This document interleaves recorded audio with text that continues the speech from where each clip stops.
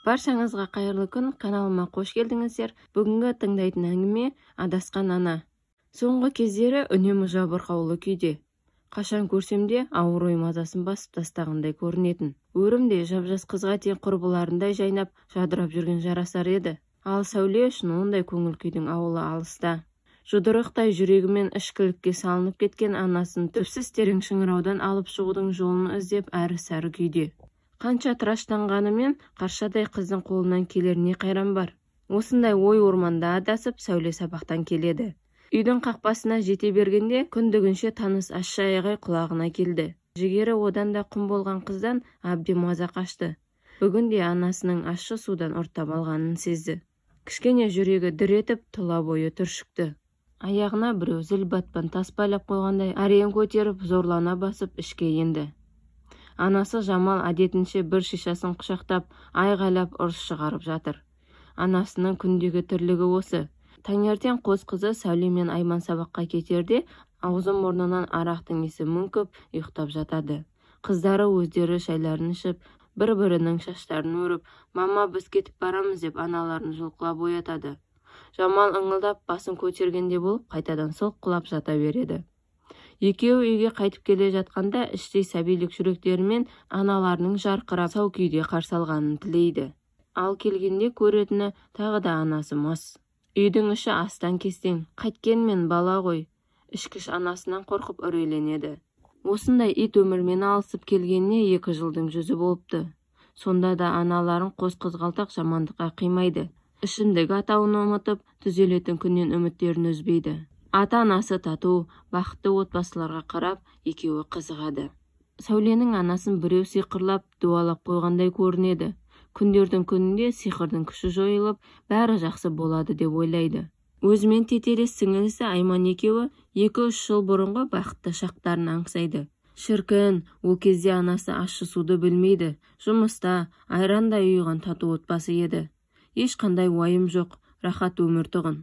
Ал қазірше, жаман суға үйір болған адамда қайбір береке, бірлік болсын, қайда жұмыс болсын. 2 қыздың әке-шешесі жұмыссыз, ананың күтімін көрмегендіктен жағдайлары жан аяйтындай. Оқу құралдары да жетіспей, сынып жетекшісі өз қалтасынан талай мәрте дәптер қалам әперді. Мектеп болып бір қап асты әперді. Сәуле ата-анасының әрекеттері үшін қатты намыстанады. Айналасындағы адамдар сіңілісі екеуін сырттай келеме жетіп күлетін шығар-ау. Бой жетіп қалған қыздардың анасына сырласып айтар әңгімелері де өте көп. Үнемі қалың ойға шырмалып жүретін қыз тұйықталып барады. «Мама, маматай, бүгін ішпеші, біз сені жақсы көреміз. Біз үшін ішпей-ақ қойшы» деді бір күні таңертең ұйқыдан шала-мас боп оянған анасын құшақтап, еңкілдеп жылап. Қызы көз жасын көлдеткенде сәлде болса Жамалдың жүрегі шымыр еткендей болды. Ішпегісі ақ келеді. Бірақ ішінде бір әбжылан «Ақаңды әкел» дейді де тұрады. Ол әбжыланды жеңетін Жамалдың қаруы жоқ. Қанша күннен бері тарамаған шашы киіздей ұйпа-тұйпасы шығып, жүзі қошқыл тартқан күйі қарсы тұрған айнаға қарады. Бұрын қандай ана едім, қазір қандаймын. Қос қызғалдағымның қамын ойлап, қуанышын қызықтауды ұмыттым ғой. Әй, болмайды-ау. Басым құрғап тағы да сынып барады. Әбден бойын дендеп алған ащы суды ұрттамай тұра алмаймын. Жамал мамандығы бойынша жұмыста жасап, арақ құмарлықтан арылып көруге бекініп көрген. Қанша тырысқанымен ескі досымен қайта қауышты. Үйреншікті әніне қайта басты. Ішкілікке де салынды. Жұмыстан да шығып қалды. Қазір тірлігі осы. Ал күйеуі күйеуі момын жайлы жігіт тұғын. Ақшасы аса көп болмаса да, шай суға жететін табысы бар жұмысы болды. Қандай сайтан азғырғанын кім білсін, басқа бір әйелмен көңіл қосып, соның кесірінен отбасының шырқы бұзылды. Айранда ұйыған шаңырақ ортасына түсті. Кетті күйеуі Жамалды тастап. Содан кейін Жамалдың көрген күні күн болмады. Жан дүниесі қураған ағаштай жалаңаштанды. Ашу-ыза бойына үрей қойған ауадай жиналды. Жан жарасын ішімдікпен жазды. Басына түскен қиындық ішкенде ұмытылып, күнде ащы суды ұрттамаса болмайтындай болып көрінді. Бір күндері күйеуі отбасыдан артық жылы ұяның жоқ екенін түсініп, қайта оралады. Жамал бірақ үшуін доғармады.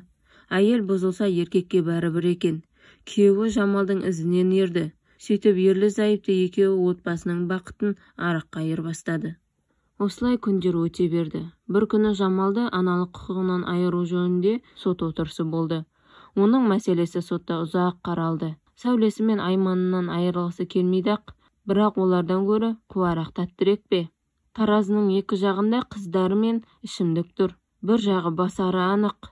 Бұл кезде Сәуле сабақта еді. Сабақта деген аты болмаса, бар ойы анасында болды. Егер бізді анамыздан айырып, басқа тәрбиеге берсе, біздің күніміз не болмақ? Бөтен жерге барғым келмейді. Анам мен әкемнің қасында қалғым келеді. Мен оның тұла бойы тұңғышымын ғой. Ақ сүтін емдім. Тілім шүлдіреп шыққандағы алғашқы сөзім мама екенін айтқан анашым. Еркелеткендері, құшағына басып сүйгені ертегі болып қала бере ма сонда? Менің жаныма анамнан артық кім бар? Анашым, біз сізді жақсы көреміз, жаннатым. Бізді басқа адамдарға қалай қиып бересің?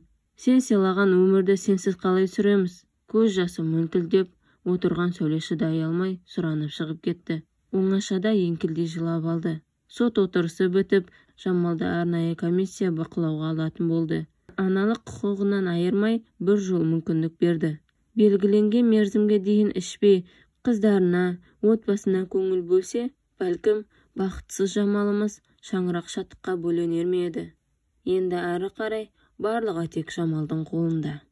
Туынды авторы Шынар Молданиязова.